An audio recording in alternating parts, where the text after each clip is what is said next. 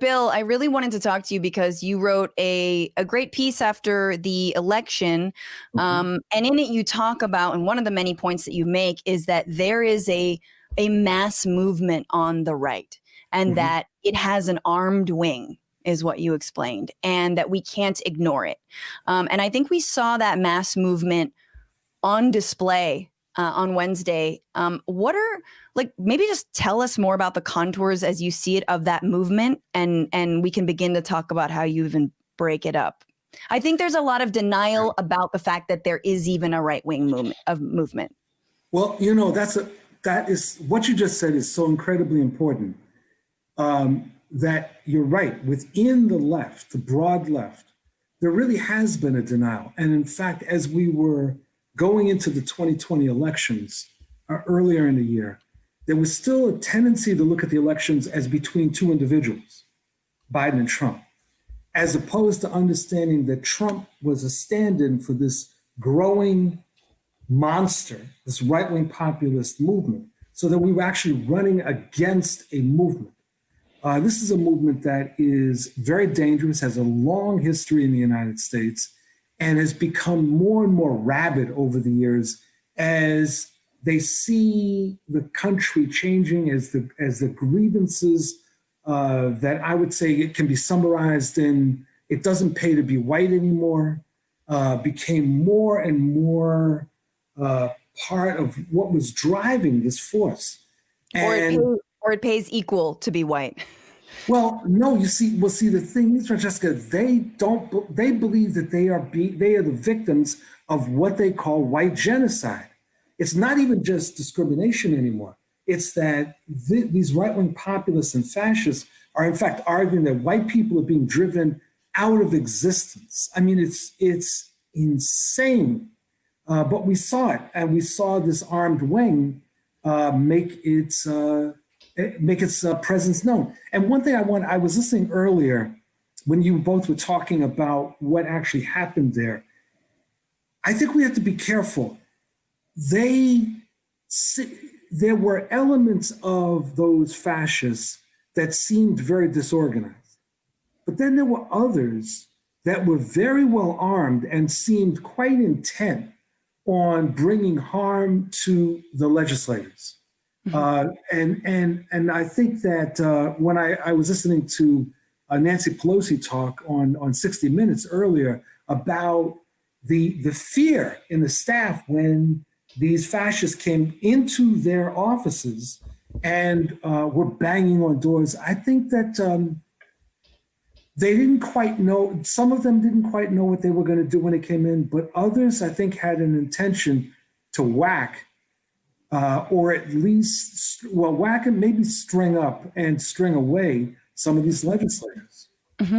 It's been hard to, like, I mean, the whole time, you know, to process the last 4 years because, and the last week is sort of a high watermark of that experience where it's like there's tremendous suffering and consequence and horror that is resulting from the politics of Trumpism.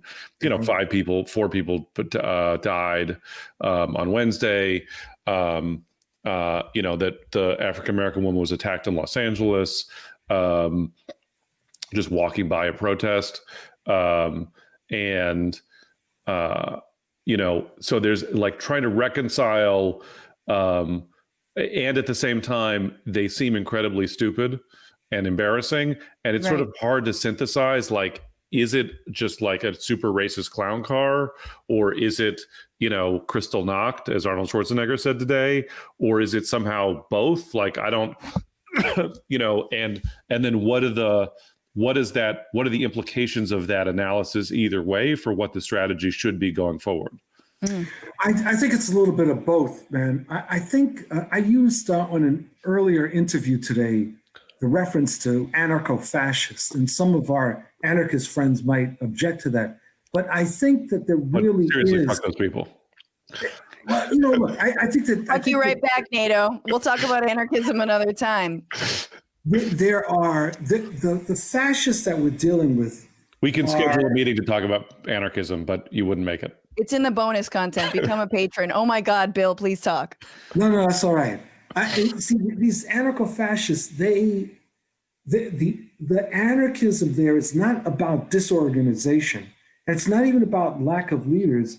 It's about a sort of apocalyptic view of what needs to happen in order to bring about change and to simply unleash this cataclysm. And I think that that's what we're seeing in operation. These people are like the roaches that are under your refrigerator at night. I mean, they've been there for years, yes, and they are now coming out. They are not centralized, but there is a level of networking and coordination, as we saw. And I think that the scarier part is that there was obviously an inside job on the 6th. There was obviously some level of cooperation on the part of some elements of the Capitol Police and the staff that we're dealing with. And that's what makes us, I think, particularly dangerous. And I think we should expect more and various forms of terror from these people unless they are crushed. And that's what we have to insist. They need to be crushed. This is not about reaching across the aisle. This is not about making friends and making nice. They need to be crushed, and those who have collaborated with them need to be banished. Yeah. And what does them being crushed look like? I think it means several things. One is that they have to be prosecuted. Everyone that was, this is the stupidity of these clowns, right? They filmed everything that they were doing on the 6th. So, identifying people is not going to be that difficult. So I think everyone that was involved in that needs to be prosecuted to the full extent of the law.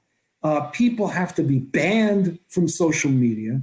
I think that there needs to be, and I know our First Amendment friends are going to object to this, but I think that there's going to have to be some serious discussion about what is on social media and the ability of people to lie and foment this kind of terror in the way that this happened. So I think that's part of what has to go down.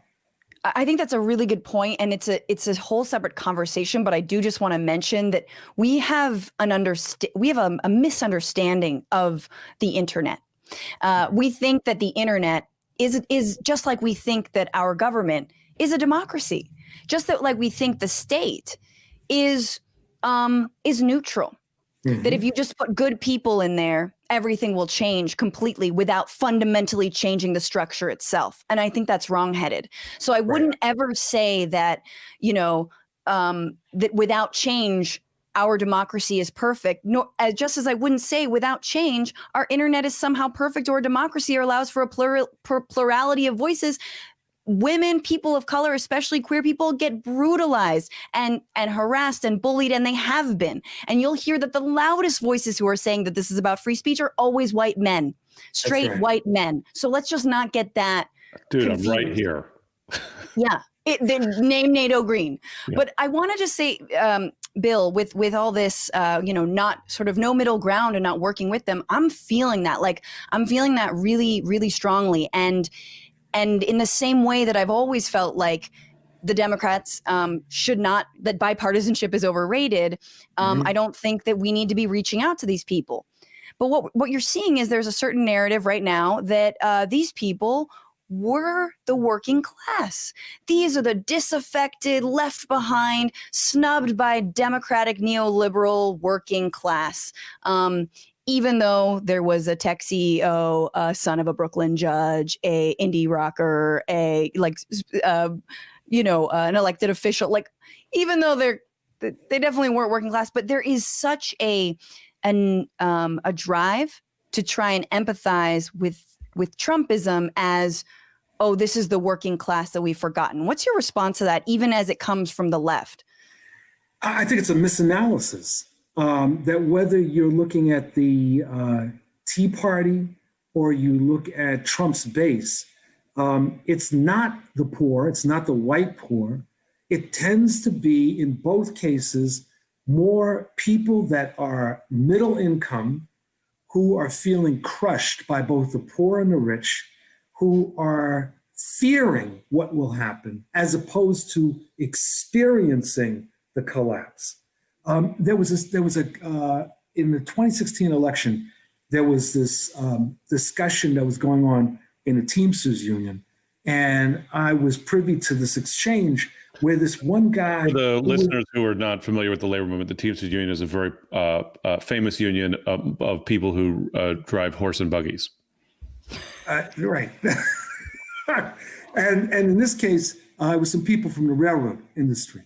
And this one guy writes to the leader, I'm not going to be voting for Hillary Clinton. I'm going to be voting for Trump because I'm voting for the future of my son. Now, this was not a poor, impoverished white worker. This was not someone who was unemployed. This is someone who was making a very decent income. And he was deciding he was going to vote for his son's future on my back. That's what he was saying. And that's what we have to understand, that this is one of the reasons that I think that this whole idea about Trump as a spokesperson for the white worker is completely missing what the reality is out there. Hey, you made it to the end of the clip. That's probably because you like left politics and comedy, and me is gonna deliver. I mean, I am going to deliver more of that. So why don't you subscribe to this channel right now, and you'll never miss another show again. Ever again.